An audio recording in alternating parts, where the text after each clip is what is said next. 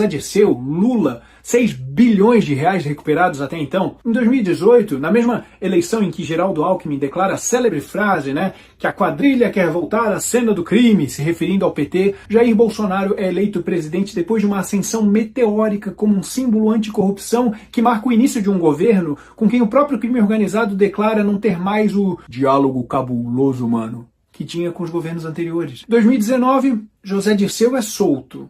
E Lula também deixa a prisão por decisão do STF. Em 2020, uma série de decisões do STF enfraquecem a Lava Jato. Em 2021, Moro é declarado parcial nos processos de Lula. E STF anula todas as condenações de Lula e meses depois ainda o torna novamente elegível. Em 2022, Geraldo Alckmin torna-se vice na chapa do partido que 4 anos antes ele mesmo declarou ser a quadrilha tentando voltar à cena do crime.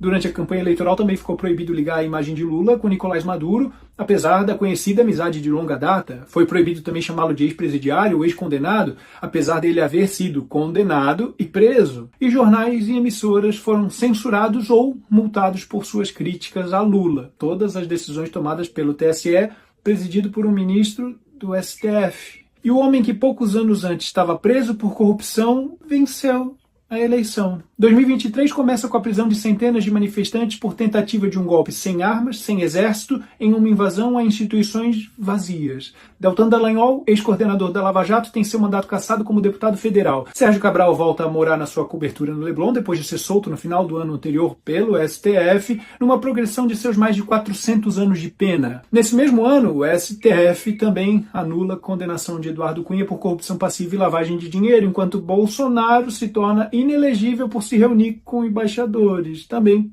pelo STF. 2024, STF anulou todas as condenações de José Dirceu e todos os atos da Lava Jato contra o Marcelo Odebrecht. 2025, Marcelo Bretas, também ex-juiz da Lava Jato, sofre a mais severa punição para um juiz, aposentadoria compulsória. E STF anula todas as condenações de Antônio Palocci, zeradinho. E ainda em 2025, o STF determina a Bolsonaro o uso de tornozeleira eletrônica e proíbe a sua utilização de redes sociais, entre outras medidas, pelo golpe que nunca aconteceu. Você percebe 2 movimentos muito claros em direções opostas? Em um deles, combate à corrupção, PT se esfarela em escândalos, impeachment, empresários políticos presos, réus confessos, bilhões devolvidos e Bolsonaro surgindo como a principal figura antissistema. No outro você vê presos sendo soltos, condenações anuladas, os juízes que os condenaram sendo punidos e Bolsonaro sim se tornando inelegível e na iminência de ser preso. Você entende que para um movimento ser verdade, o outro precisa ser uma série de narrativas falsas? Ou o Bolsonaro